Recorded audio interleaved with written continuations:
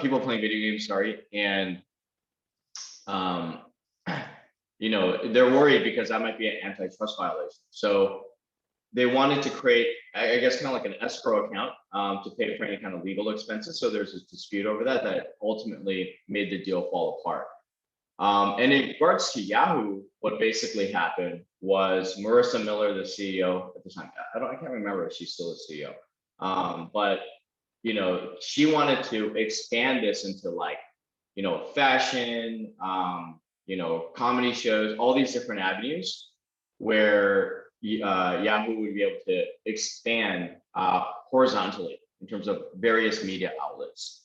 So they had, according to the video, Justin had a meeting with Marissa Miller the night before, and whatever vibe they gave off, it could have rubbed Marissa the wrong way. But there was definitely not an alignment there, and the deal fell apart one day before.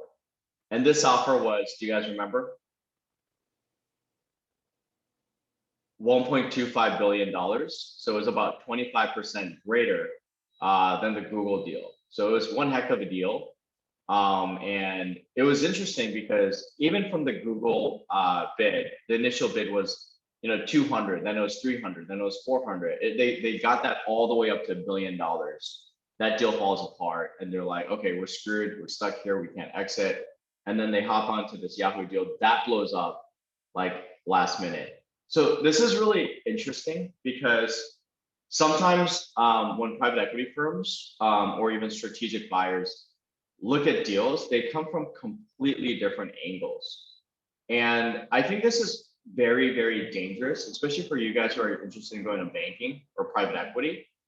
My philosophy is that sometimes when you're looking at certain industries, these guys who are actually the entrepreneurs and the founders of the business, they think about their business like day and night, weekends, weekdays. It doesn't freaking matter. So they should have a product vision, right? That is a lot more insightful than your assumptions that are more theory based, right? So one of the trick questions that I always ask some of the deals that I'm looking at, and the reason why it's a trick question is that I don't think they understand what I'm trying to get out of it at the time. I asked them, hypothetically, if I was a VC firm and not a PE firm doing a majority buyout, and I gave you $5 million or X amount of dollars, where is that money going? And the reason why this is such a big question is that if they have no product vision whatsoever, I kind of assume that the maturity of that product or service might be too mature to even consider growth. Because if they're just saying like, oh, I need more salespeople, right? Or if I need more people for operations, then I feel like intuitively that there's a limitation in growing, right? Into new products and services within that industry. Because $5 million is a lot. And you're like, I'm just hypothetically thinking like $5 million on a company that maybe does 10 million revenue. That could be a lot, right? And if there's nothing additive, right, in the product and services, it's like, okay, can this company really provide a value add service to create more market share in its current industry and whatnot? So if you get to a point where you're selling your, you start, anything such as an online clothing shop or, the next, networking or social media app. And regardless, whether it's a PE firm or a VC firm, they'll kind of twist and turn some of those questions to really get the answer from you in different ways. And another way I do it is like, why are you selling the business? That's a very direct approach of asking, right?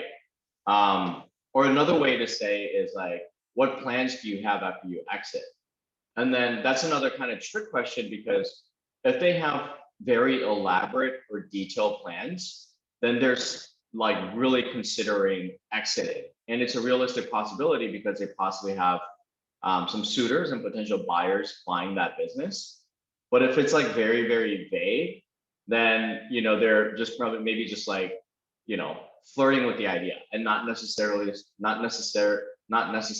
a motivated seller, right? So these questions are very, very discreet. They might look very benign in nature, but when you're negotiating and where you're at a point where you're considering your exit strategies, one wrong answer could completely kill a deal. So my hypothesis with that Yahoo conversation, Marissa Miller came in with Yahoo like all excited, like, guys, we could do, videos, and we can do sports, then we can do fashion. This is the next big thing. And then I could totally see the two co-founders like shaking their head like, nope, we already tried that, been there, done that. And they're trying to sugarcoat this. And like, oh, that's a great idea. But like Marissa Miller, I mean, she's probably not dumb. Like she's thinking, man, that was probably a bad idea. I guess it's not worth $1.25 billion. She goes back, calls the board, 2 a.m. guys, like, no way. I don't think they really believe in our vision. And if the two guys that know what that grew this business doesn't think it's a good idea, it probably isn't, right? Did I tell you guys the story about Mark Cuban fleecing Yahoo for like $1 billion or $2 billion or something like? Did we talk about that in this class yet? Oh, okay. So that's how Mark Cuban made his money during the dot-com era. He came up with the internet radio, and then he's such a good salesman. He hyped up the product so much that he exited at a couple $1 billion. And then after the acquisition happened, the deal like completely fell apart. So I don't know. I don't think Yahoo has a good track record of made deals. Like I don't know why that story popped up, but it could be all sorts of reasons, right? So sometimes deals are good, sometimes deals are bad. We're going to talk about more like strategic buyers and financial buyers in just a moment, but those are just some of the more interesting angles and nuanced angles that aren't really noticeable at the surface level. Okay, best time to sell your startup is when? I think this is a layup for you guys. Remember?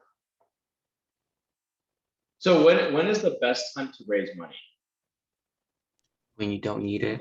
Or same thing. Yeah, startup, like best time to sell it is when you don't need to sell it. That's kind of, I think, a lot of people miss their exits. So for example, do you guys all remember MoviePass? Yeah, okay, so I'll go back even further than that. So when we first launched Dealflix, companies like Groupon, Living Social, Fandango were really hot on our tail. Because at that time, daily deals were really big, and Groupon just IPO'd. I think it was a $6 billion IPO. So they had all this cash just kind of like laying around. And we were just getting calls like constantly. Like at the time, we were like flirting with like 6 different companies. And then we had a couple meetings with Groupon. But we were just 6 months in, and we thought we were like the hottest. We were just maybe doing like 200K in sales. But we probably thought, we were the hottest things in sliced bread. And we thought the market would always be there for us to sell that business. But intuitively, like we couldn't understand that this was just kind of like ebbs and flows. We were all like in our mid to late 20s. And 2 or 3 years in, like it just dried up. The IPO market in terms of like the daily deal site just kind of dried out. Groupon's IPO was a big flop. This killed Living Social because they were just thinking about doing an IPO. So imagine if is Lyft public, or are they publicly traded? I can't remember. Can anyone look that up? Huh? Lyft stock price. Yeah, they're publicly traded. Okay, so imagine if Uber IPO'd and Lyft followed suit, but Uber's stock drops like 90%, right? That industry's correlated with one another. So by nature, if Lyft was planning an IPO, or if they did, right, it'll affect that market. So investors would be like, okay, we're not going to make money off this deal. Bankers would probably pull out. Similar like with what happened to WeWork, right? They're about to IPO, and then there's all these weird absurdities in their filings where they pulled out, and then it jeopardized companies like SoftBank and stuff like that. So when IPO market dries up, it has a what do you call it? Collateral and binding effect into private markets. So even though your startup might be only doing $1 million a year, you happen to be in the same ed tech space, same thing. your e-commerce business or your non-funded business and now you want to sell, same thing. You know, you're flirting with a private equity firm. All of a sudden, you know, let's say you're in the fintech space, Square takes a dump, your valuation is going to take a dump. So remember when we did the comps, right? During exercise, I think like week 3 or week 2, right? With Elena. So basically that's why the multiples are so important, because there's a correlation and different sectors have different multiples, right? So basically that's kind of what happened to us. I mean, the daily deal site, you know, was not hot. And then, yeah, we just kind of burned the flames until we flamed out, pretty much, more or less. But our best exit opportunity was just only like 6 months in.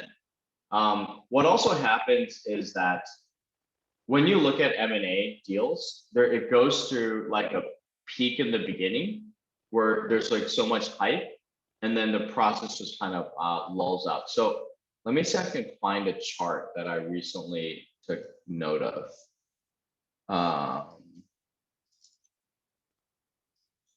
So this is a company that I sometimes, Quorum Group, we'll talk about Quorum Group in a little bit, but this is a company that I kind of work with sometimes.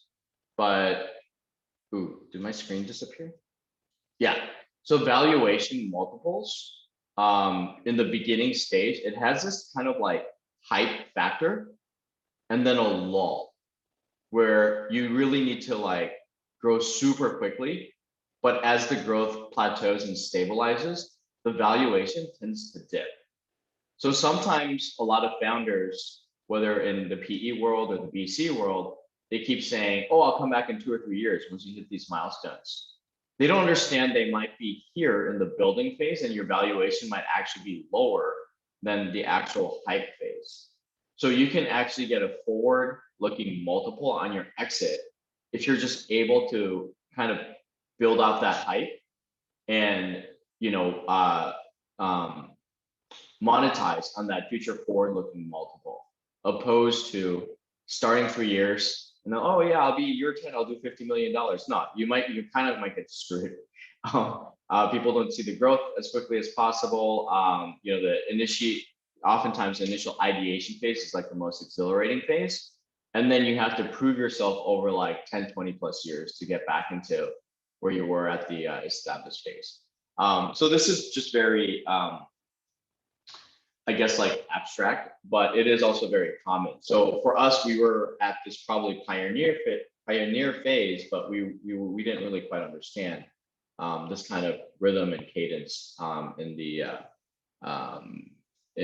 market at the time. Another time was when MoviePass tried to buy our startup called Cinemia.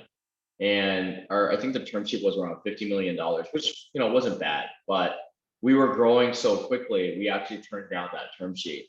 And we weren't, I mean, it wasn't me, I shouldn't say we, because I suggested that we stop. But the investors were like, no, we don't need funding, we don't need to talk to bankers yet, we can keep growing and growing and growing. And then MoviePass goes bankrupt, has a ripple effect into our business, and then things just got super, super chaotic. So you never know. And this is why, do you guys still prefer private equity versus VC? Has anyone changed their mind recently? It's like, I want to do VC. No, private equity? Okay, private equity. Put your hand up or thumbs up. Private equity? Private equity. Okay, VC? Maybe left hand. Oh, wait, why the change of heart, Vince? What? Wasn't everyone private equity like just like 3 weeks ago? Enrique, tell me why. I'm just so curious. I don't know. I recently applied to a VC and I talked to their founder. I really like that it's based in Panama, so hopefully I get into that world. Okay, so just, recent personal experience. How about you, Vince? I kind of like the excitement a little bit more. I don't know. Dang, okay. All right, I'm gonna try to, like, my goal for the remainder of this class is to try to convince the VC guys that PE is better, and then the PE guys VC is better. Just to mix things up. No, that's great. That's great.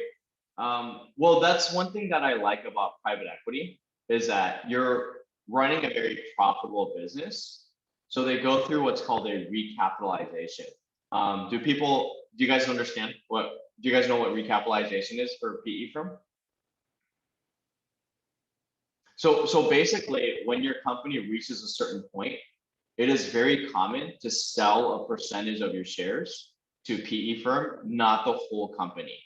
So you can keep selling like once every 2 years, over and over again, just like little bits and pieces of your firm, or replace your previous business owners, or not business owners. Well, yeah, you can replace some of your co-founders as well as your previous investors, but that doesn't happen in the VC space. It's almost very, very rare, unless you're becoming like profitable and a much more mature company.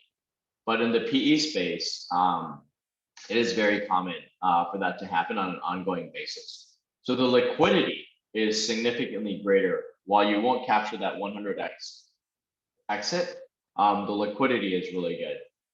That's one of the things that I would highly consider, right? If we go through a buyout process, is how do I maybe upgrade my investor group to help us take to $1 billion or $10 billion, stuff like that, if the time comes. So that's one of the things that you would probably want to think of and develop relationships, right? Like kind of like what we talked about yesterday, develop relationships with investors. Okay, why did Justin say always look for a strategic buyer? Because they're willing to pay more. And what are some of the reasons why you think they're willing to pay more? Because there's value. They can have synergy with their company as well, creating more value. Yeah. We're going to talk about strategic buyers and financial buyers in just a second, but yeah, long story short, they're in an industry, they know what they're doing. Sometimes they don't want a competitor to buy. Think about like what happened with like WhatsApp and recently with TikTok, right?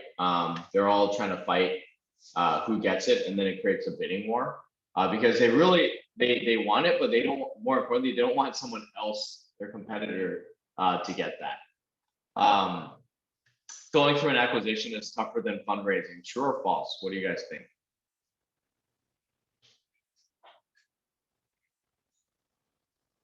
It's usually true, because the due diligence process is incredibly rigorous. And usually with an acquisition, you're trying to sell, right, to one person. And it's like a really, really big one decision versus when you're fundraising, you can raise from like 5, 10, whether it's even in P, you talk to numerous banks to get the best rate if you're doing a leverage buyout. Very similar process, right? You make multiple smaller decisions, but an exit, you're going to make one big decision. So the due diligence process and all that stuff makes it a much more rigorous exercise. First offer is rarely the best offer. Couldn't agree more with Justin. The only thing to watch out is that, like, if you keep rejecting offers, this is what almost happened with Justin. You might not end up with an offer, right? So I was talking to an M&A advisor yesterday, where he was mentioning like, hey, it's a seller's market. You're in a good position to sell your business, but don't be so like hung up on a certain price, right? So he was talking about how a certain PE firm offered $27 million for a small, medium-sized business. The founders go back, talk to the investors. They're like, we want 30. And the bankers just walked away. And that was the last offer that they got. And then a year and a half later, they end up selling the business for $5 million. So the moral of the story is that, you can't just come up with an arbitrary number. And the banker was talking about, like, they had no actual like valuation metrics or any reason to up that 27 million to 30. It's just 30 just sounded nice. And it's just more like a ego puff type of thing, right?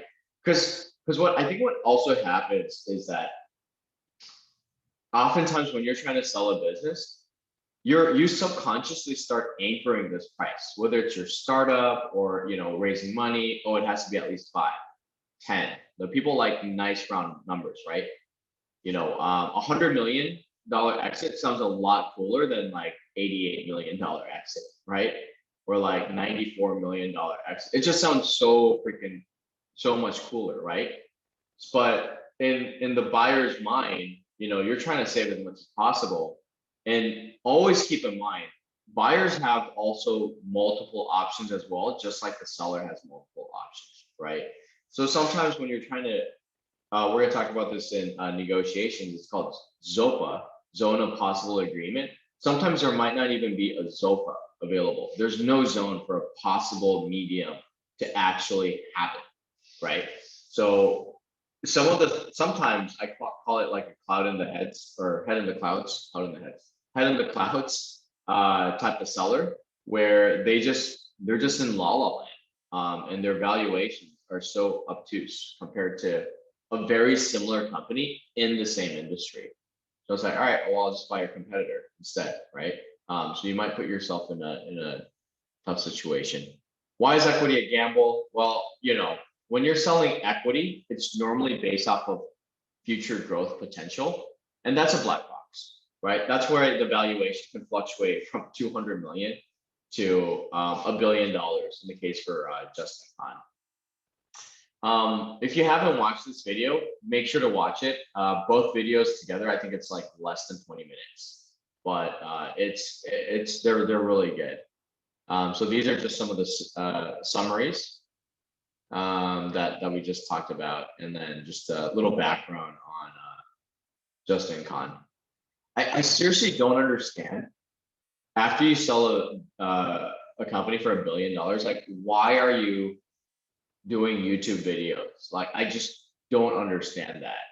It's just, you're like 37, like, first of all, he's like 1 year older than me, but he looks like he's like 42 or 52. Like, he looks bad. Wait, is this recorded? It's not good. Yeah. He doesn't look great.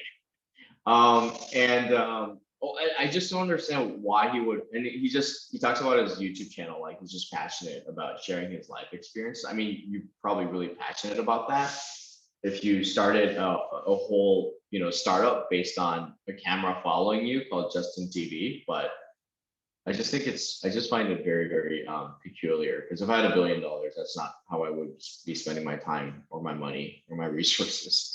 So that's that. Okay. Strategic buyer versus financial buyer. Does anyone know what a financial buyer is, or the difference between a strategic buyer, and a financial buyer?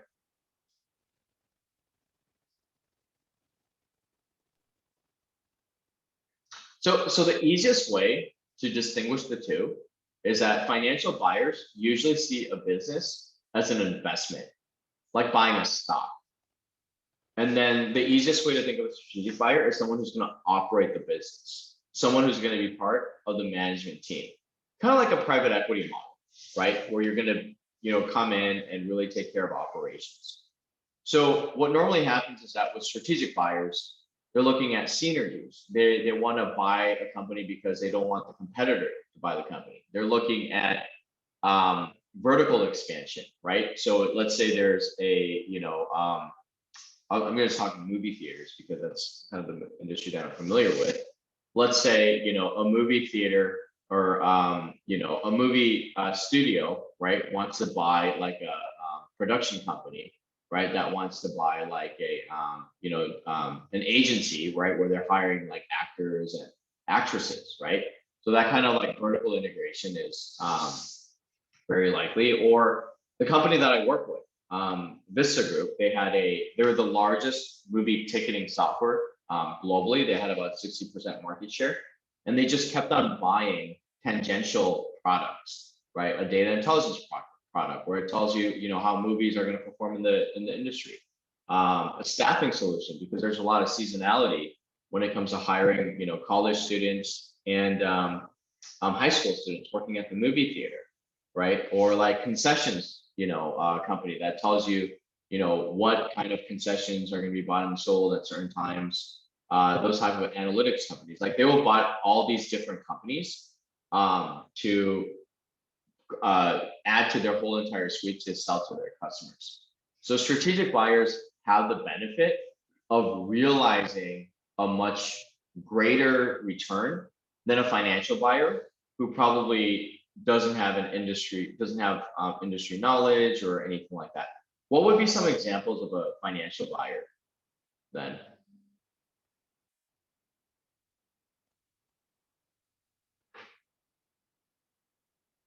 So a private equity firm, would that be a strategic buyer or a financial buyer?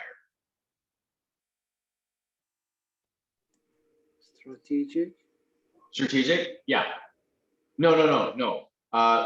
Generally, I guess you could make the argument that it's a strategic buyer, but in most cases, it's more a financial buyer because let's say you're doing an LBO, you're leveraging the buyout with debt and you're increasing your IRR, right, over time by doing that. So they're a lot more passive. What about, for example, Microsoft, trying to buy TikTok? Is that strategic or is that financial? Strategic, Strategic, why? because Microsoft already has the capital. They're not looking for more financials. They're looking to probably integrate their platform with TikTok. Yeah, exactly. So generally, PE acquisitions are going to be financial buyers, and then strategic buyers are someone within that industry, right? So for example, Google buying, not Google, yeah, Google trying to buy Twitch, right? Is that a financial or a strategic? Strategic, right? Because Google is obviously in that space creating content via YouTube, although the deal didn't get approved, but it's like very obviously a strategic buy. It's not, Google's not going to sit on Twitch and do nothing and let it grow and add more like cash via debt, right? They're going to be very hands-on, very active, try to cross-sell users and stuff like that, right?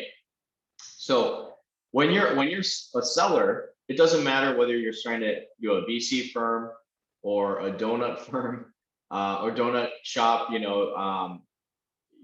you'd rather sell to someone like Dunkin' Donuts, even if you're doing a donut shop, because they're the ones that are going to come up with the strategy, the branding, probably enhancement, cost synergies, all that stuff.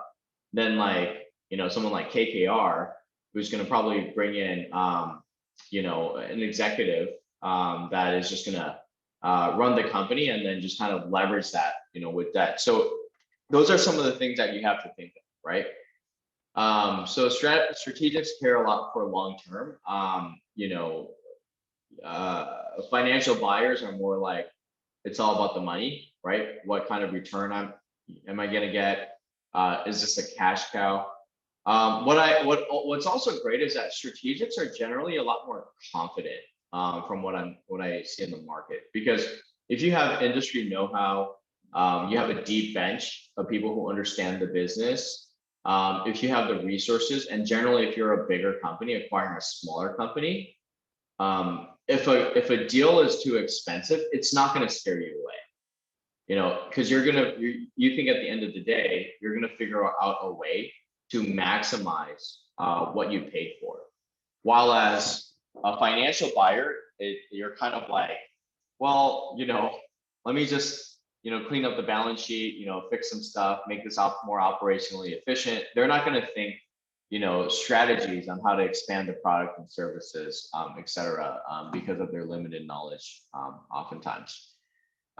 They also see, financial buyers often like care about what their portfolio looks like as a whole, more so than a strategic buyer. They're thinking of an angle like, oh, let me buy a healthcare company now to diversify. If they're a PE firm, right? Let me buy a Canadian company now. I have too many US companies. So they often see this as more like a hedge, right? Just like how I mentioned earlier, like buying stock. So it's not necessarily going to push the prices higher, you might be in a situation where they're just looking for the cheapest Canadian company that they can find at the moment because of a mandate by their limited partners. Remember, we had that structure, right? LPs and mandates to run a fund. It's like, oh shoot, I only have 9% Canadian companies. I need like to get to that 10%. And then they're just looking for the cheapest deal. It is not uncommon. So even in the PE space, sometimes when I talk to PE firms, like, yeah, we couldn't take that deal because we were just, overcommitted in our market in Mexico. I'm like, that's so stupid. This could have been like the next big thing. Like, what's one company what difference is it gonna make, right?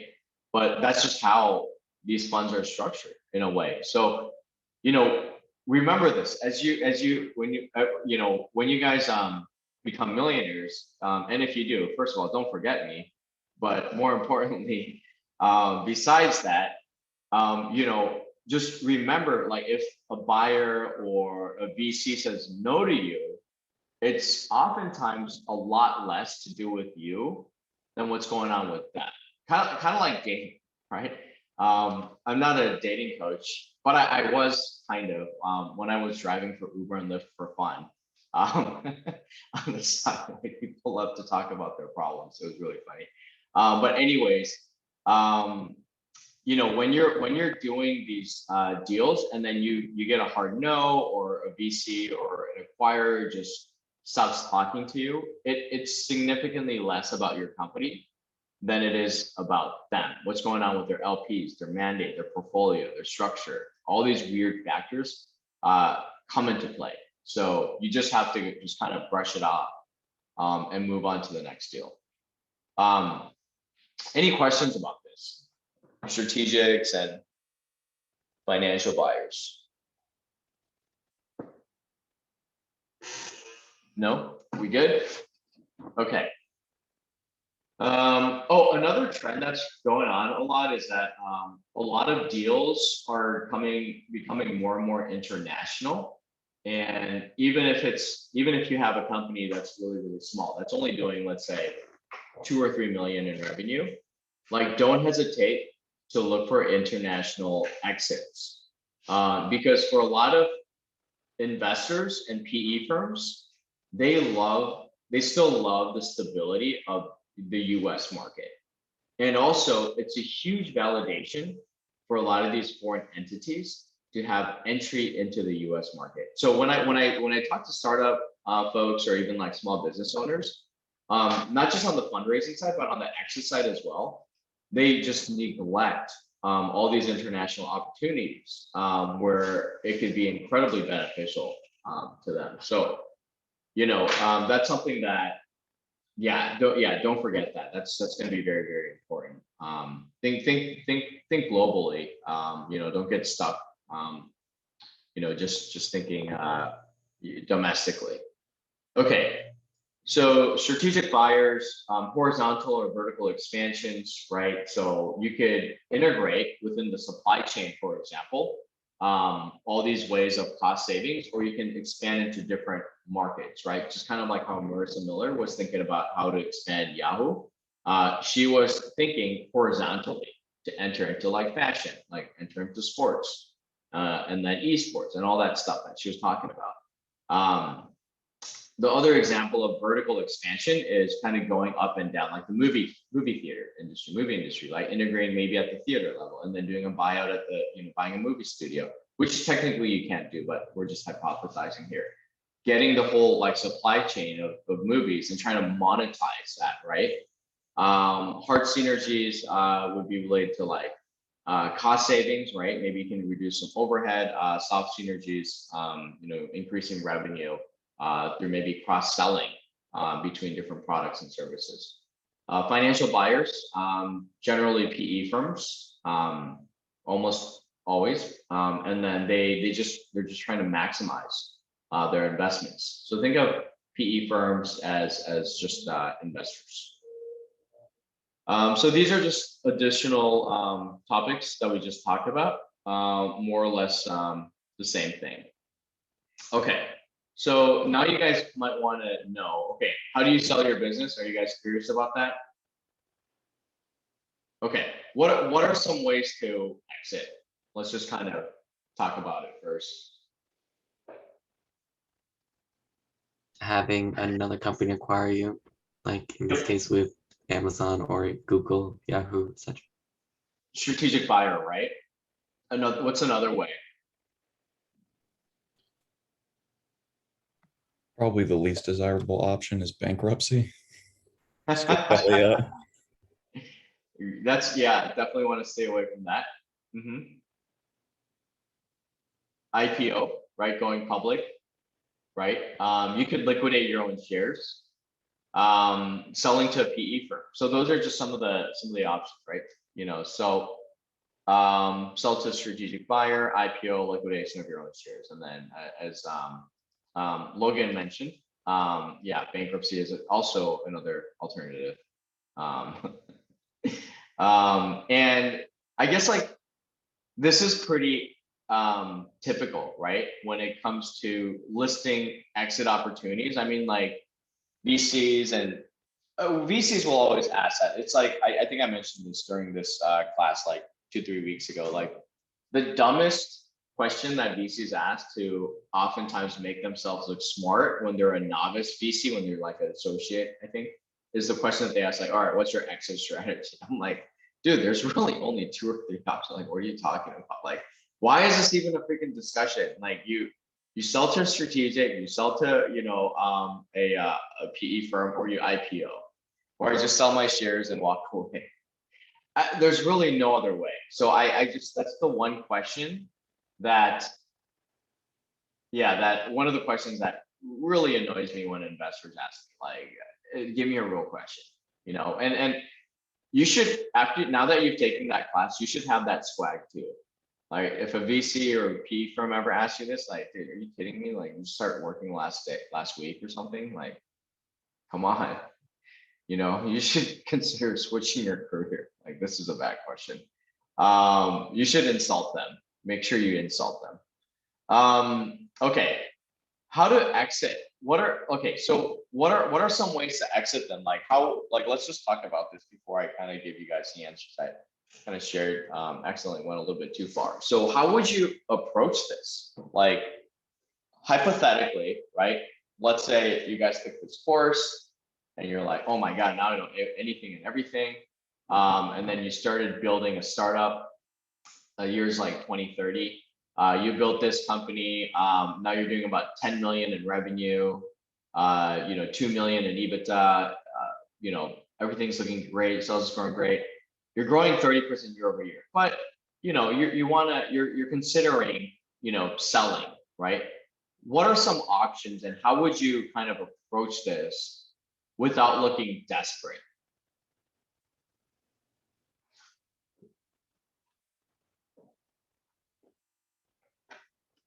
Like who are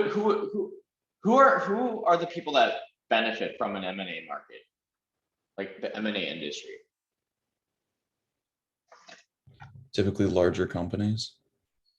Right, but like whose job, like what do investment bankers do?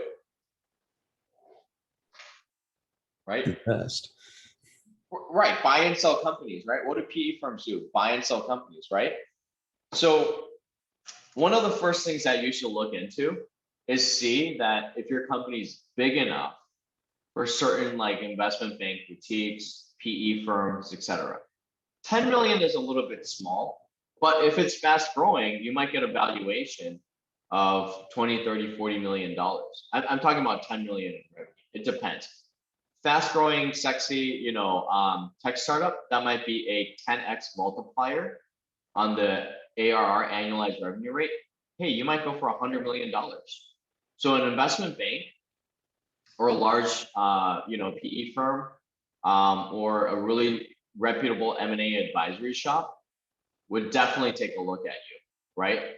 However, what if on the flip side, right, you're 2030 and you're only doing, let's say, 2 million in revenue, 3 million revenue, slow growing business, you know, you're maybe making, you know, taking home like $500,000 a year. You have like 4 employees that have worked with you for like 8 years.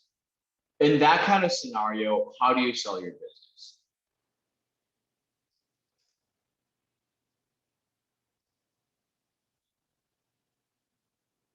Has anyone ever checked out like a business broker website? Okay, so there's business brokers that you can find just like real estate brokers. So these guys are kind of like under the sub, you know, 5 million valuation range, roughly, where just like a kind of like a wealthy person, or maybe like a well-paid professional could set themselves up to buy some of these businesses. So in that scenario, you're probably, if you don't hit that PE, or if strategics are not interested in you because you're not making enough waves in that market, hey, you could still sell your business on various websites. So this is a good example, like Biz Buy Sell. Have you guys ever been to this website? Okay, so you could just pick up the phone and just like talk to AJ Reyna or someone like this. He's a top California broker. And then you could find out, like he does retail, restaurant, hospitality and lodging. So he has connections within this space where he can introduce you, right? Just like a real estate broker, and shop you around. So this is not a bad strategy to kind of even build momentum in the beginning, whether it's like an M&A shop or a PE firm, etc. And then go back to a strategic and create a bidding process. Just kind of, I don't know, Justin kind of really didn't talk about it in a way that really indicated that he did the bidding process, but it kind of ended up in that way, although the timelines were a little bit off. But you want to build that momentum so you could push your valuation higher. So this would be, some of the initial processes that he can start with, right? Or you could talk to Bill. He's in Orange. There's also trade shows and conferences. You can, man, this guy looks so mean. I don't want to do business with this guy. I'm so angry. And he's elite. Okay. The other option, right, would be if you're a little bit bigger, you could go to something like the Quorum Group. And I really like these guys. They know how the market operates. If you do get a chance, like check out some of their some of the videos and webinars that they have. It's just really good content in terms of like understanding the market. So this is more of a bigger acquisition you're looking at. They do deal sizes around, generally 10 million-ish on the very, very, very low side, up to 100, 200 million plus. So they're solid small middle market group, and they're just an M&A advisory team. What I like about these guys is that all their partners are ex-entrepreneurs, which is very, very rare. So they purposely only they only bring in partners that have actually sold their businesses before, which is, I really respect that process a lot. So you could find M&A advisory shops that can represent you. So oftentimes, depending on which group you work with, it could be the buyer that pays the transaction fee, or sometimes it could be the seller. So Quorum Group, they actually charge the seller, and then they represent the seller to find the right buyer, which is oftentimes reverse. When you talk to certain PE groups or investment banks. So there's all these different ways. Has anyone heard of FlipUp?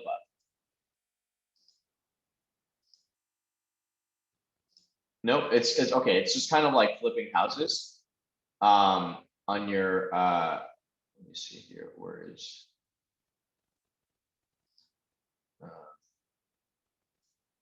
just open the site up. Okay, do you guys see my screen? FlipUp. So this is where you can upload your business and then someone can just shop around. So it's like, this is, for companies that are a lot smaller as well. So these are just some examples. Let's get SaaS. Oh, wow. 550K, 11,000. Wow. So that's almost like, it's almost $1 million a year. Interesting. Only like 550K. Huh. And they're based out of the US. Yeah, so you could put your listing here and consider, selling your business on this type of website. So, I mean, liquidity is always hard to find, but I think the point is there's a lot of resources out there to help you facilitate that liquidity event. So don't drown yourself working your way at a start for like 14 years. When you can just like sell it for at least something and move on to the next one. And I think that's where a lot of founders struggle with. Like they get into this tunnel vision situation where they don't really explore other opportunities and they feel obligated to their investors and all that stuff to I guess not disappoint them. And then they just kind of close the door on themselves by not exploring other options. Okay, any questions about exiting?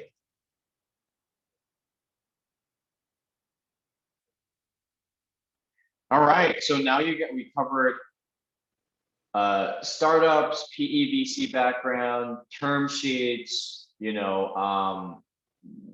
exiting, all that stuff. We're going to talk about negotiations, and that will wrap up all the way up to the midterm. But before we do that, how about we do a break? We can reconvene in 5 minutes at 10 o'clock.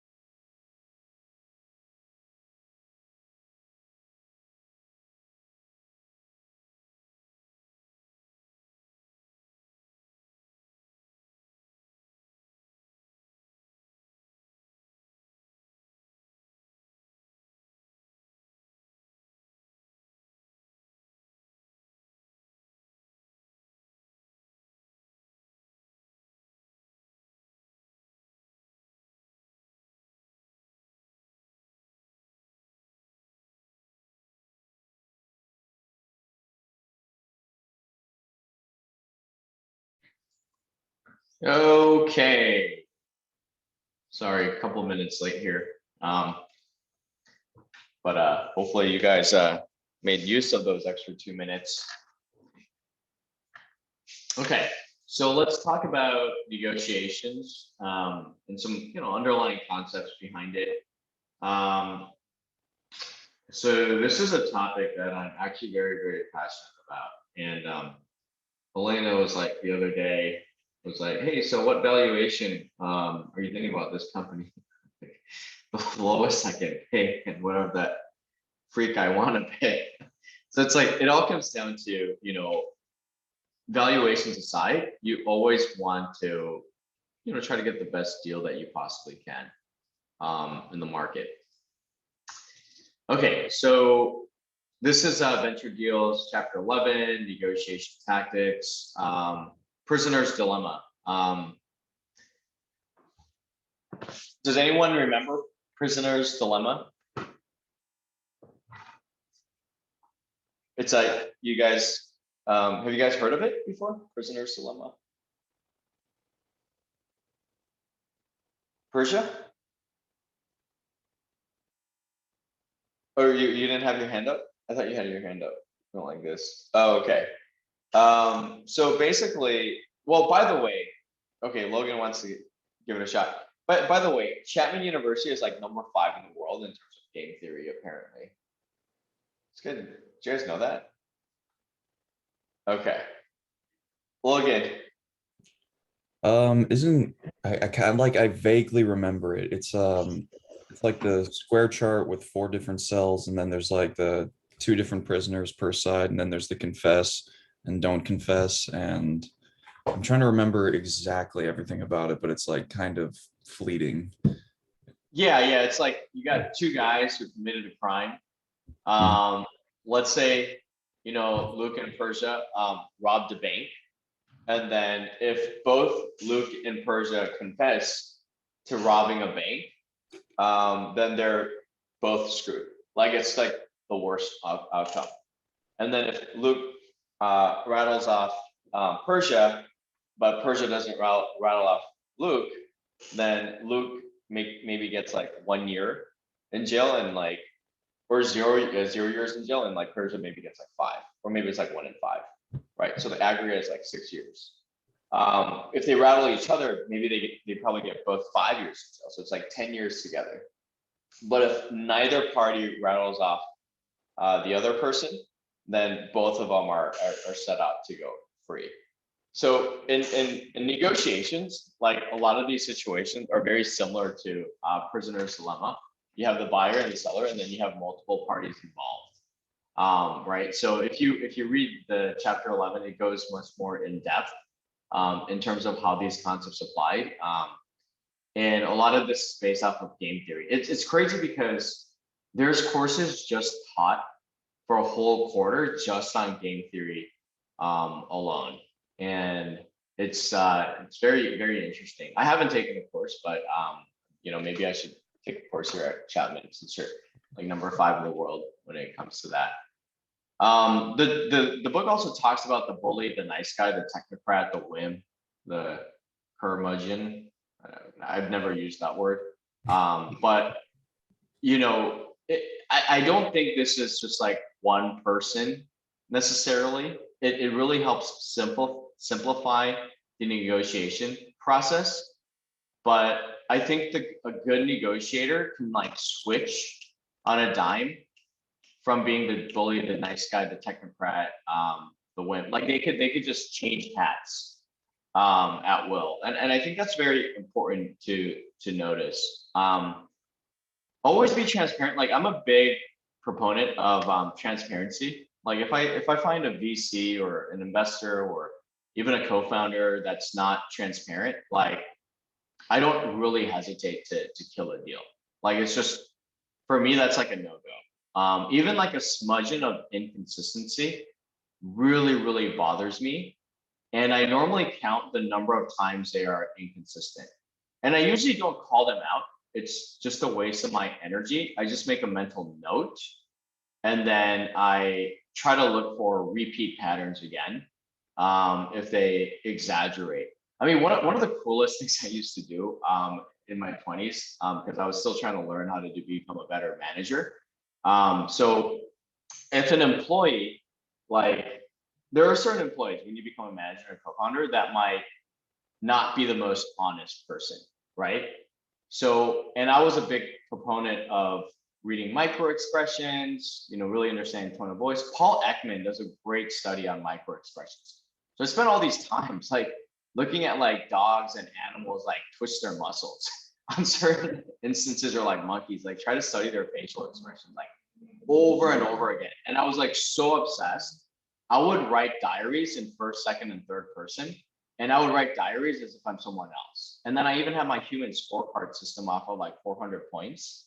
And then I would like try to predict like their loyalty score, their hardworking score, intelligence score. And I would just kind of like pick and choose which professionals and personal friends would like be the best for certain scenarios. And I try to predict how that would perform in the future as well. Like I used to get really, really obsessive, but the biggest thing for me always came down to like transparency. So sometimes there were employees that just like lie about the most trivial things, like, oh, I had my lunch break at like 1:30. It's like, no, you had it at like 2. Like, why do you even have to like lie about that, right?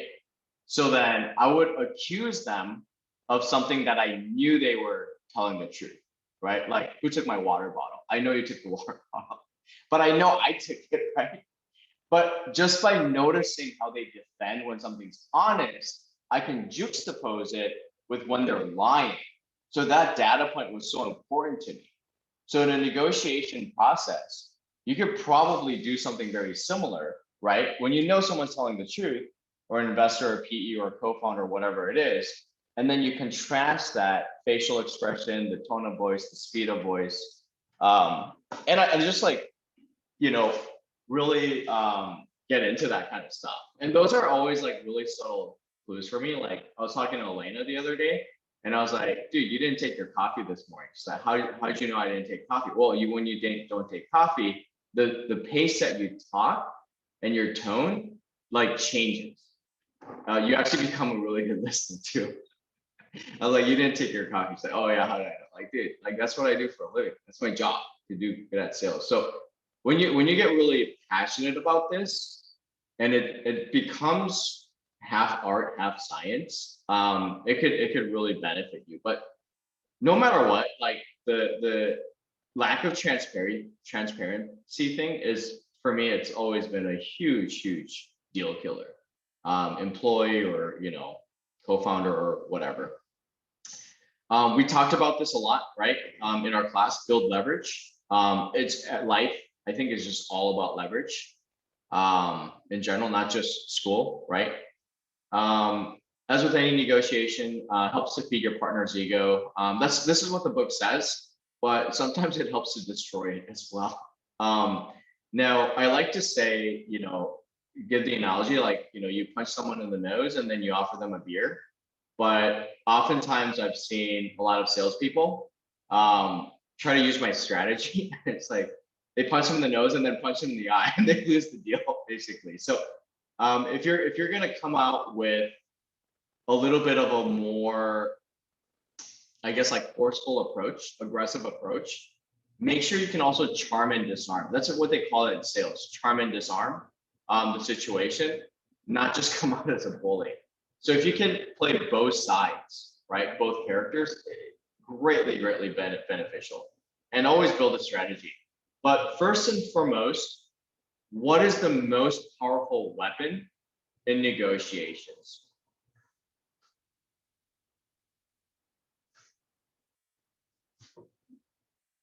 Anyone want to take a guess? What is the most powerful weapon no matter what? Like, you can have this and that, like read 100 negotiation books, take a bunch of courses.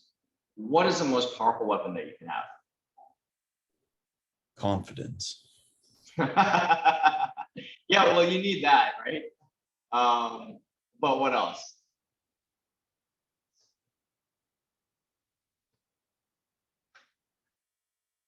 Take some guesses, guys. I'm just really curious what you guys think.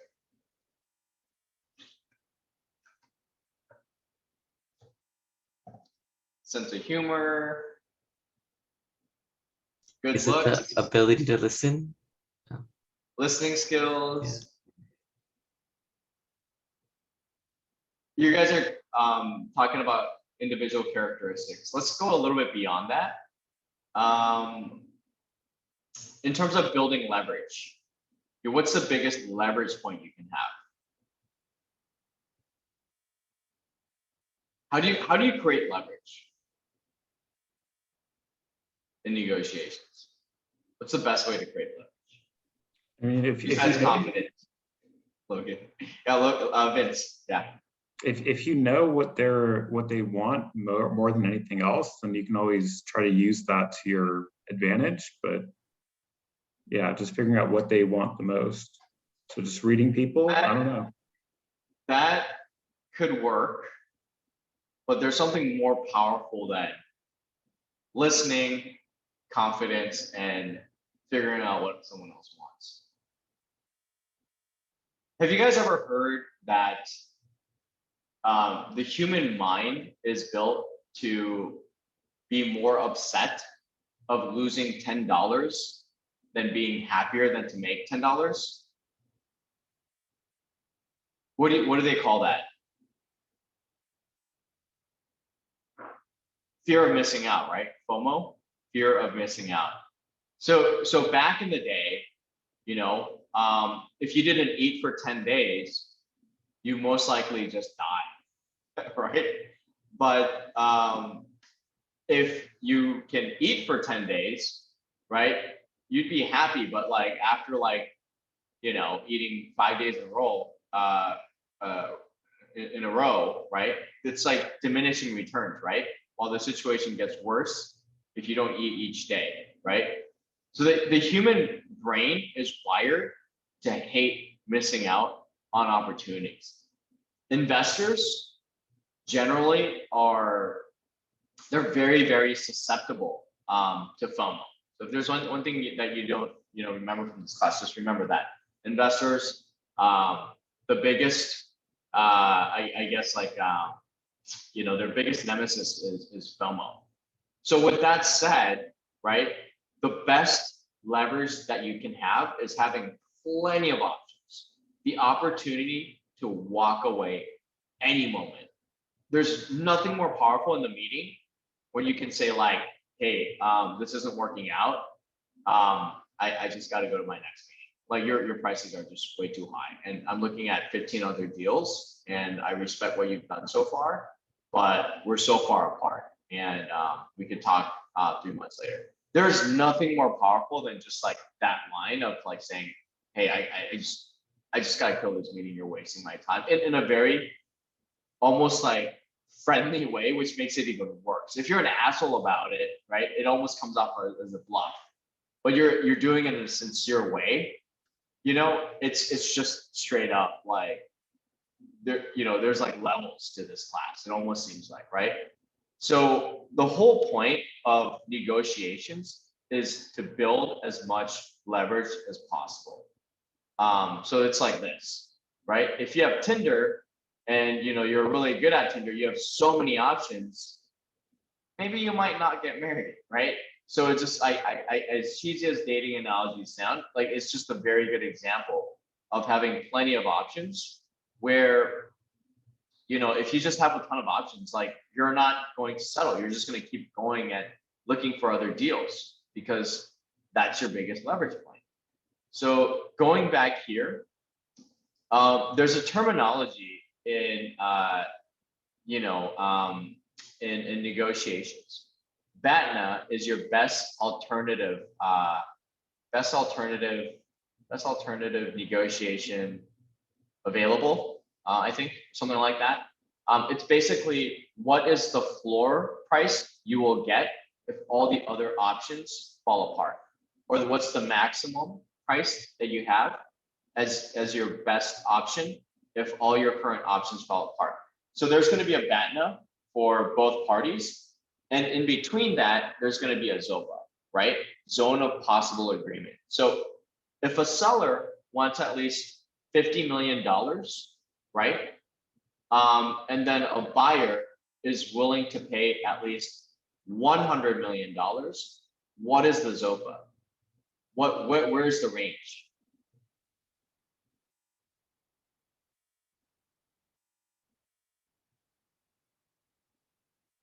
Is it Seller between the wants- 6,500 and the 11,000? No. This is disregard this. A seller wants to sell his business for $50 million, right? A buyer wants to buy a business, right? And the maximum he or she is willing to pay is $100 million. Where does the ZOPA line? Zone of possible agreement. Between the 50 and 100 million? Exactly. So there is a possibility that because the seller wants a minimum of 50 million, is he going to be happy with the $80 million exit? Right? Yeah. Because the minimum he wants is 50, right? The maximum the seller is willing to pay is 100, right? Now let's think about the reverse. The maximum, right, a buyer's willing to pay is 50, right? While the seller, the minimum he wants is 100 million. Is there a ZOPA? There's no ZOPA. Then you just kill the deal as quickly as possible, right? So when you're looking at a VC deal, a PE deal, even negotiating equity splits with a co-founder or selling your product, let's say you launch the business and your maximum or your minimum price offering that you're willing to get from the customer, let's say, doesn't even match the maximum he's willing to pay, don't even waste your time negotiating. That's what you need to find out ASAP, like 5 minutes into a phone call. And that's what you need to find out. And what I noticed is that even a lot of PE firms, even though they've done PE for a lot of years, I noticed that intuitively, a lot of people that have too strong of a finance background, they lack the common sense to screen out potential sellers of just like understanding intuitively right away within the first 5 to 10 minutes and finding out their anchor. And anchor is a very common terminology as well in negotiations. It's the price that they have in their head where they think that their company should be worth. So you could kind of tell by their reference, oh, my competitor or someone in the same industry sold for 20 million, 40 million, or 30 million. So you understand an anchor price. Then you can understand, okay, is there a ZOPA or no ZOPA? Then you just move on. Same thing with the job offer. There's no ZOPA, then hey, kill it. Go to the next job. Same thing. Very, very important concept.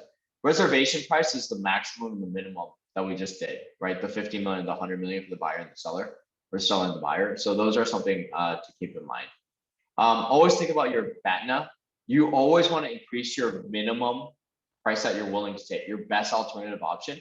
You're always trying to increase that.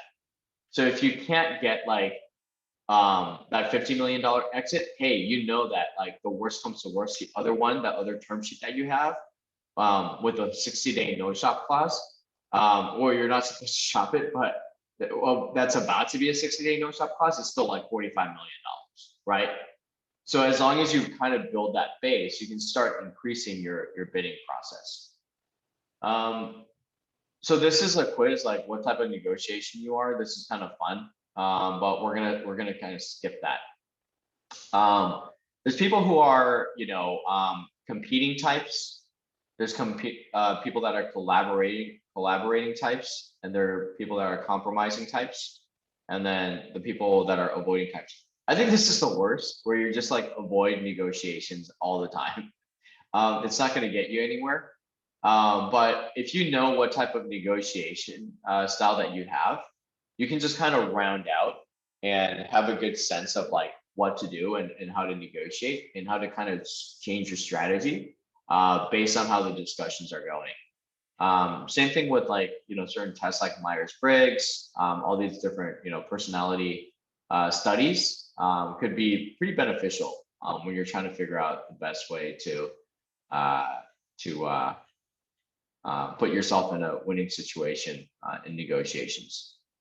So these are just some pros and cons. Always plan ahead. I guess I think that's what a lot of things people underestimate is you want to really understand I forgot who said this, but was it Vince? Yeah, what they really want and what's most important to them, and picking your battles, right? So remember the term sheet, certain terms might mean significantly more to you. Like for example, the board seat, the liquidity preference, the stock options. Is it pre and post, right? But certain things there might be a little bit of flexibility, or you might not even care, like right of first refusal, like everyone does it, right? Valuations, you might be really happy about it. You don't care whether you get 19 or 20 million, like as long as you have certain terms in place. So there's multiple things that you want to just be able to distinguish, right? And decide where to pick your battles. Oftentimes in negotiations classes, they'll give you a chart or like a spreadsheet, and then you would pick which areas you want to negotiate ahead of time, and then which ones you're willing to compromise on. So if you go to a VC meeting or job interview or whatever, you want to strategically think through this ahead, because if you don't get the stock option pool, for example, well, maybe this is a great opportunity to negotiate on the board seat structure, right? So there's just different things. As long as you're willing to plan ahead, you could put yourself in a winning situation. Can anyone try to take a guess and interpret what this chart actually means? So this is actually a really fascinating study, is that when you're looking at the ZOPA, Zone of Possible Agreement, usually both parties think that they got the better part of the deal, both parties. So basically, this is supposed to be a 50-50 split, right?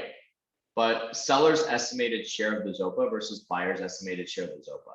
It should be like, if the buyer thought he or she got 30% of the ZOPA, the seller should be 70, right? But on this deal, right, the seller thought he or she got 88%, right? While the buyer thought he got 30%. So he goes 112%, right? How can that be when the ZOPA is only, like, for example, in the earlier example, 50 million, you can't say the ZOPA is like 60 million when the range was only 50 million to 100 million. Here's another example, right? Like, for example, let's look at like just this little dot right here. So the buyer thought he or she got 75% of the ZOPA. So in that $100 million deal, or that $50 million ZOPA that we just talked about, he or she thought they got something like, almost 40 million of that. And then while the seller also thought he or she got about like 90% of the ZOPA. So that equals to a deal that is significantly more, right, than what that price would be, because it's significantly more than the ZOPA. So the thing is, we tend to overestimate our negotiation abilities because we misunderstand the minimum and the maximum that the other party is willing to buy or sell. This is a very, very common fallacy that we have in our brains. We underestimate our ability to negotiate because we don't understand the reservation price clearly enough.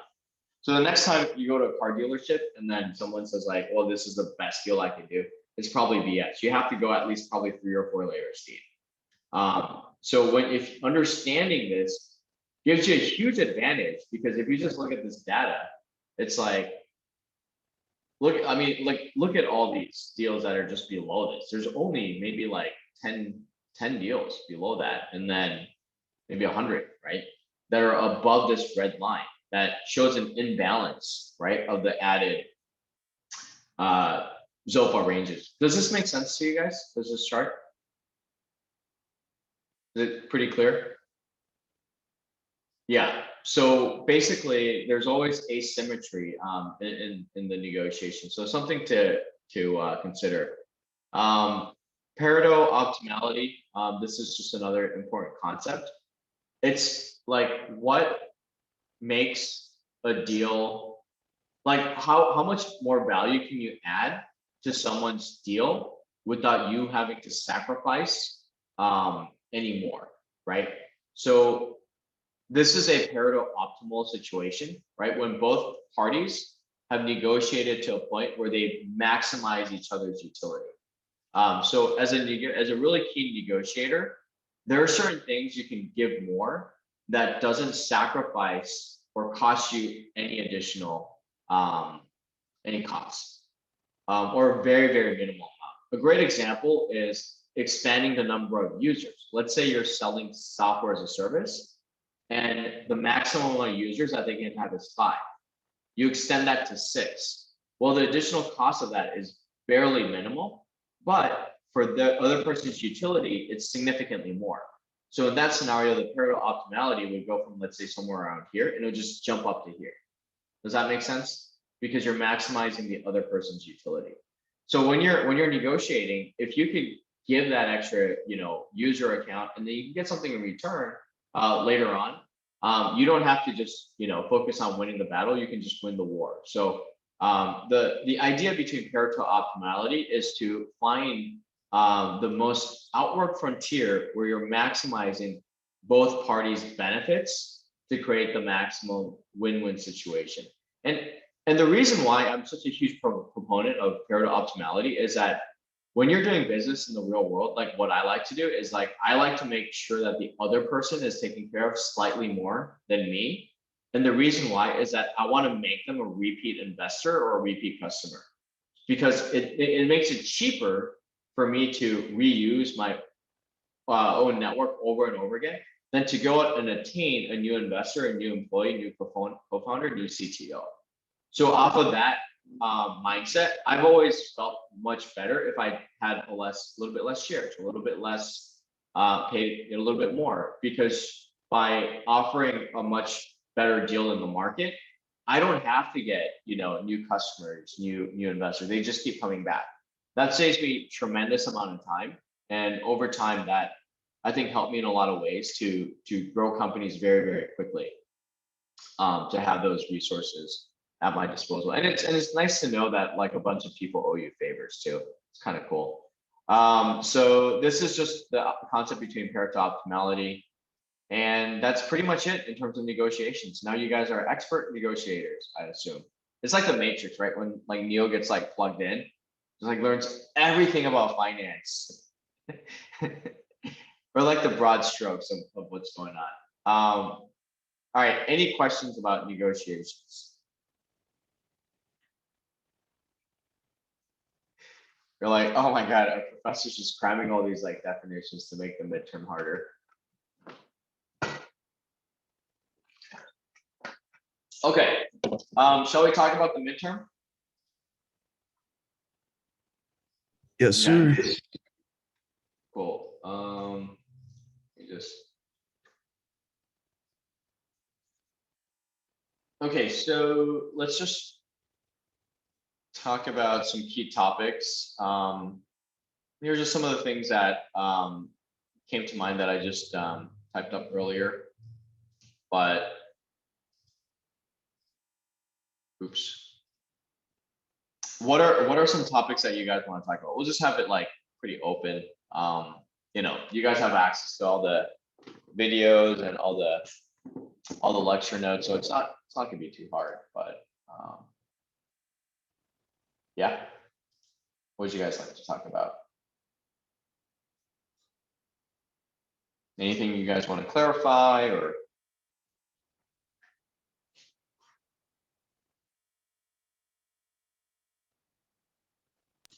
Will we have to do calculations for the cap discount and conceptual, or cap discount? Will there be Heck like yeah. example problems? Okay. Can we go over some example problems then? For that? All right. Well, before we do that, what else?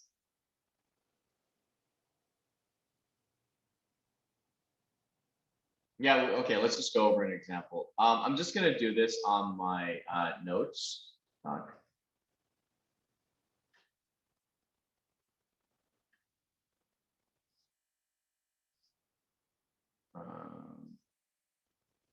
Or let's just do it on a spreadsheet. I think it'll not a spreadsheet, like a Google Doc. It'll be much cleaner.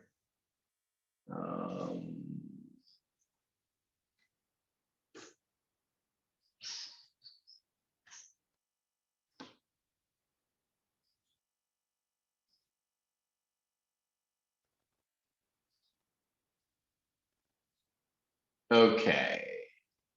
So the key point in understanding cap and discount is to understand what's the better deal for the investor. So someone give me a number. What do you guys want the cap to be? 50 million. 50 million. Okay. What about the discount?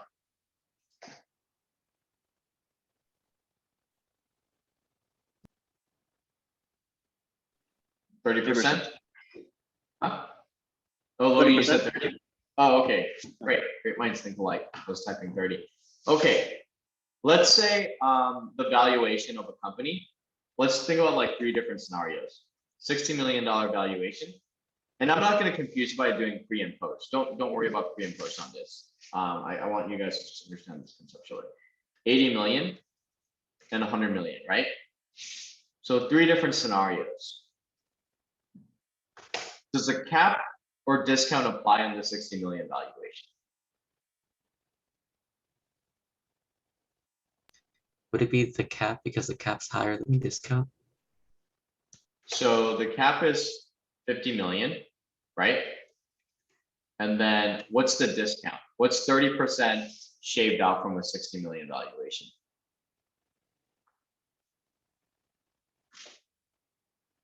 Anyone? 42, right? 42 million for a discount, right? So you're an investor live. What gives you a greater percentage of the company if you invested $1 million? Having 1 million invested in something that's worth 50 or 42 million that's invested in, or 1 million invested in 42 million? Like, Million invested in 42 yeah, gives me a great percentage. so the discount applies. Okay, let's go with 80 million, right? What's the cap for an $80 million valuation? It's still 50 million. Still 50, right? And then now what's the discount value? 56 million. 56 million, thank you. Now, in this scenario, right? Perjal, we'll switch over to you. If you invested $1 million, what gives you a greater percentage? The cap. The cap. There you go. Simple, right, guys? Okay. Now let's start with a $100 million valuation, right? So this is cap, then discount, and then same thing. Okay, so 50 million cap, and then this is 70 million. Okay. What's the answer, guys? Someone else. Cap. Cap. Boom. So easy, right? So this is the extent the question is going to be asked. I mean, there's going to be other words and explanations, but yeah, this is the concept behind it. So just remember, if you are an investor, the idea, remember, like, why is this set up, guys? Like, what's the reason why this is set up?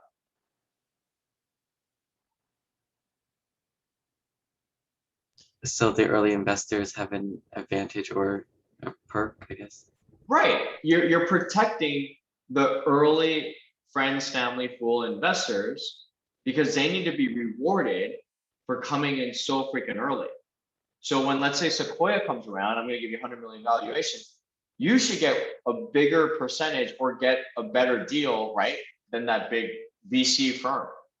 So think about it from that perspective, from that, Aunt, Uncle Joey, where they're investing in their niece, and you're supposed to capture enough upside, so you're getting a discount or a cap, meaning a limit on the valuation that can never exceed this particular amount. And the reason why they have a percentage, because it's like it could change, right, depending on the actual valuation when the big boys come in. So if you understand that, well, at least for me, that's how it's easy to understand. So I notice a lot of students, they don't get it, and then they start Googling stuff, and then they come up with the craziest cap and discount answers every quarter. Because it can get really complicated if you start like looking at formulas and really weird and bizarre ways of coming up with CAPM and discount. There's some like really weird stuff on the internet. Sometimes they make it so much more complicated than it actually is. Okay. Let me see here. Where is my, this one? No.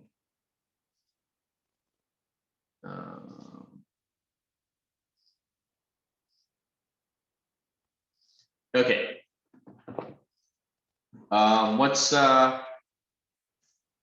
Let's clean this up here. What's another one that you guys want to talk about? I have time for one more question. I'm just kidding. Okay, Logan. So are we going to have to calculate a TAM, SAM, and SOM for any of the questions? Or if we are going to use that, is it just like from the theoretical standpoint as to what each of the figures represent? I'm still deciding on a couple more questions, so I'm not sure yet. But if you Okay. do, just make sure you put footnotes and then your rationale on how you landed at those numbers. Sounds good. And yeah, be specific enough. Like if it's, for example, like ed tech, like don't do like something so broad where it's like, oh, what's the TAM SAM and SOM for like, you know, sim number 1? Not that it's a question. But if it's just like, oh, ed tech, I think it's just too broad. So I wouldn't say that that's a great answer because it's more like an enrollment CRM tool within ed tech. The worst answer would be like education. This TAM of education, like, dude, like really? It's like, or it's like, I guess like the worst answer would be like SaaS. Oh, this is SaaS. It's like TAM of the SaaS market. $80 trillion, really? Like, right? So the more specific you can kind of elaborate and dissect that, you know, the better score you probably get for that section. Thank you very much. Mm-hmm. It's like I remember like there was like the startup that was trying to do like a recyclable water. Someone did a presentation and then the TAM came up to like trillions of dollars because they just like added the value of water in the whole like world or something like that. I was like, dude, really? Like this is not TAM. But yeah. Any other questions? I had one question, not about the midterm though. Did that valuation graph that you were showing before, where there's the hype and they're building and then it's kind of maturing. Where would you place that sim that you were looking at that we had to read about? Oh, that's really good. At the end. Because like, look, they're paying dividends, right? There's no R&D that they're reinvesting in. And that's scary because it could be like, oh, well, you know, we're old and we want to, you know, ride off to the sunset and not do much, but they've been around for like 20 years and they're growing they've had some acceleration in the last few years, but it's not really hyped because the product is not something new and innovative. It's definitely kind of past that. It could be that middle ground actually, now that I think about it too. But in the niche that's kind of small, it could arguably be in that mature range as well because they're profitable. But definitely not the first one. It's a good question.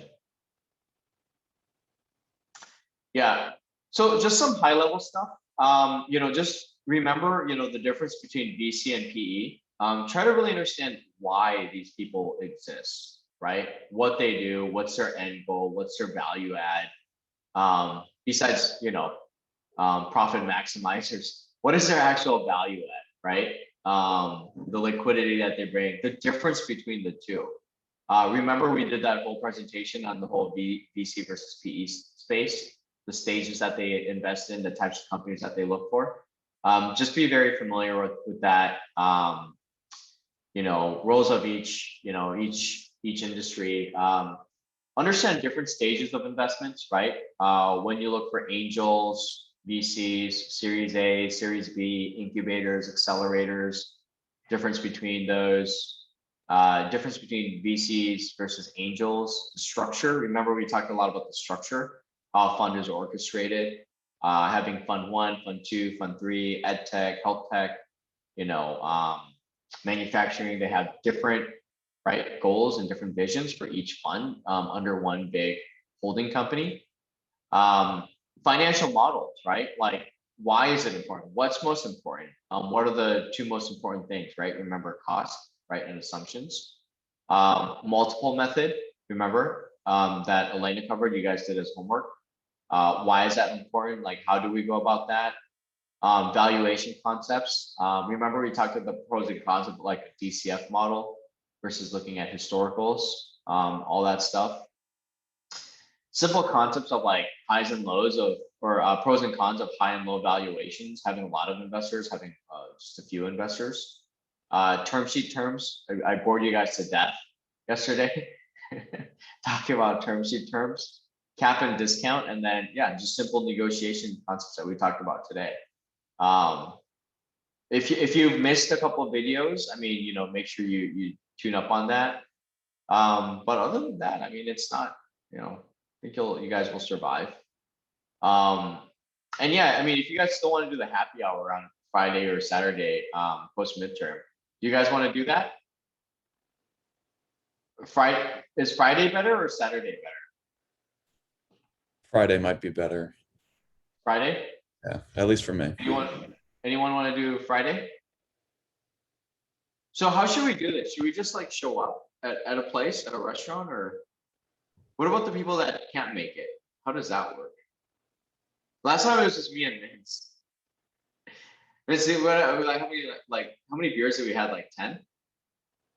Feel like 3 pitchers, no? We definitely had a party. No, we had like 2 beers. Maybe the people on Zoom can tune in on Zoom. I don't know. How can we do that? That'd be Yeah. great. I mean, you trying to do a restaurant, or are you trying to go to like a bar, or like, how are you trying to I play? was thinking like restaurant. Yeah, we can do a restaurant. Trying to think. What do other professors do? This is the first time I've ever been asked to go to a bar by a professor, so I don't know standard Oh. protocol. This is this is my first deployment, Oh. I guess you could say. Seriously? Mm-hmm. Am I gonna get fired? No. No. I'm like, I Like, mean, I gotta if read you're that 21, I think it's fine. Like, Yeah, I mean, no, that's what like MBAs do. Like I definitely don't offer it to my undergrad class, but like that's what we do at University of Chicago at least. That's weird. Okay, so maybe we do class, maybe do a short class, and then we just meet up like around 7 somewhere, or 7:30. that sounds good to me. Yeah. Okay. And then we could tune in on Zoom for a little bit. And then join virtually to say hi. I'll bring my laptop and then we can just hang out for a little bit. Yeah, so let's do that. Yeah, I'll pick a spot. Somewhere close to campus. Cool. Any other questions, guys? So to clarify, on Friday, we're meeting on Zoom first at 6. Yeah, we'll do 6 to 7 and then 30 minutes to get to a spot or something like that. We'll just keep it brief. And then yeah, we'll just grab a bite somewhere and then hop in on Zoom, and the rest of you can join virtually. Sounds great. Yeah, sounds great. Sounds good. Okay. Any questions? Any more questions about the midterm or anything else? Okay, great. Well, yeah, we're more than halfway. So great job, guys. It gets more fun the second half because you get to start your own PE or VC fund, because now you know everything. And then we dive into some concepts in terms of valuations and some of the basic entrepreneurial finance stuff. And that's pretty much it. That kind of rounds out the rest of the quarter. So we did a lot of kind of like I don't know, or like a really broad overview of finance in general and how everything ties it. Excuse me, for the first half, and then we're gonna get a little bit granular next quarter or next half. So great. Well, good luck on the midterm. It'll be posted tomorrow around 12, and then you'll have about 120 hours to finish it. Great. Awesome. All right. Have a great Saturday, guys. Bye. Thank you very much, Professor. Thank you, Thank Professor. you.